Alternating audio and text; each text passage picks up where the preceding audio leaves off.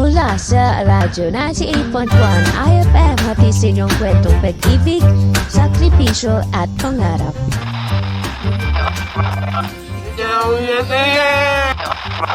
That song was brought to you by Santon Plus Herbal Capsule. Ang mga bukol-bukol, sarang tunawon, Saskatchewan, Santon Herbal Capsule.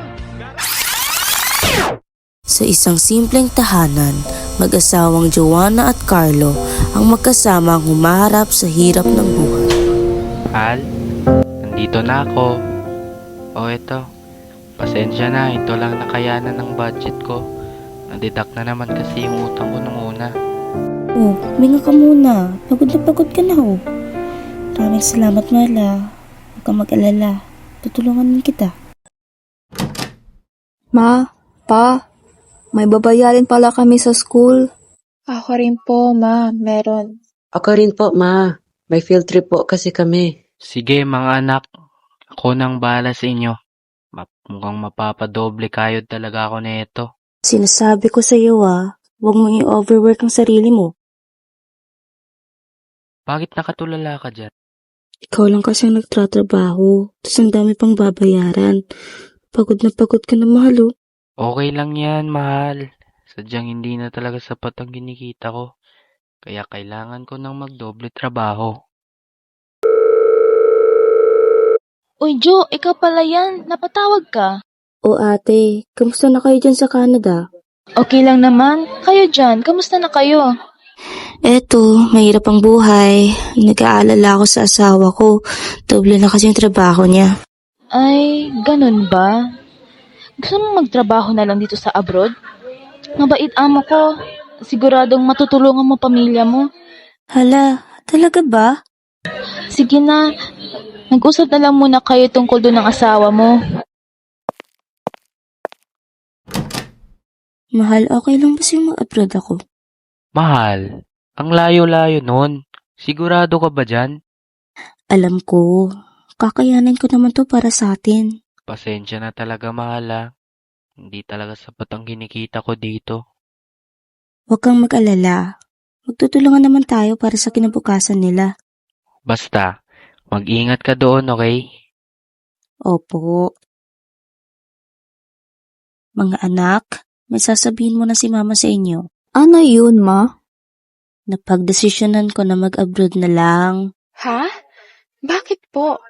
Kung mag-a-abroad kayo, sinong mag-aalaga sa amin? Nagawa ko ito para sa kinabukasan nyo. Diyan naman muna ang tatay nyo. Hindi mo na siya magtatrabaho habang nasa abroad ako. Mahal, ayoko namang ikaw ang magkakarga sa lahat ng responsibilidad. Pero Ma, hindi mo bang naririnig ang mga kaso ng pang-aabuso ngayon? Huwag kayong mag-alala. Kasama ko naman ang Tia Carmen nyo. Ay, salamat. Basta, Ma, mag-ingat ka dun. Magtutulungan na lang po kami para hindi talaga mabigat ang trabaho mo. Maraming salamat sa pag-intindi mga anak ha.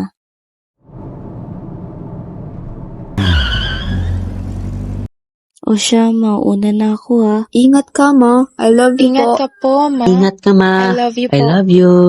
Ingat ka, mahal. I love you.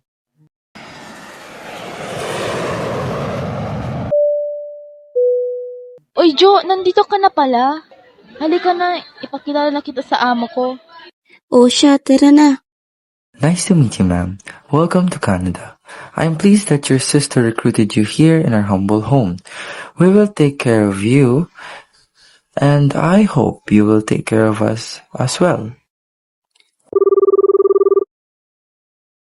O mga anak, kamusta na kayo dyan? Mama, miss ka na po namin. Ma, Ang tahimik dito sa na-perfect bahay ko po kapag yung wala mga ka. exam Ako din, kanina. ma.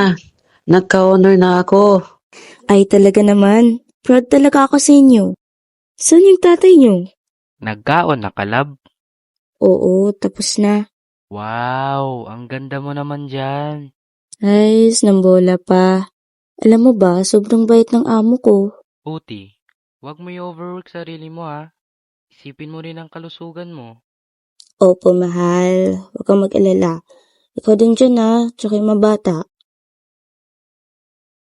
Pagkatapos ng ilang taon ay naging masaya ang buhay nila at umahon sila sa kahirapan. Ang magkakapatid ay nagsumikap sa pag-aaral hanggang sila ay nakapagtapos bilang cum laude na nagbigay saya sa kanilang mga magulang. Huh? Ba't kayo nandito? Mahal, hindi na namin kaya na malayo sa'yo. Dito na lang kami.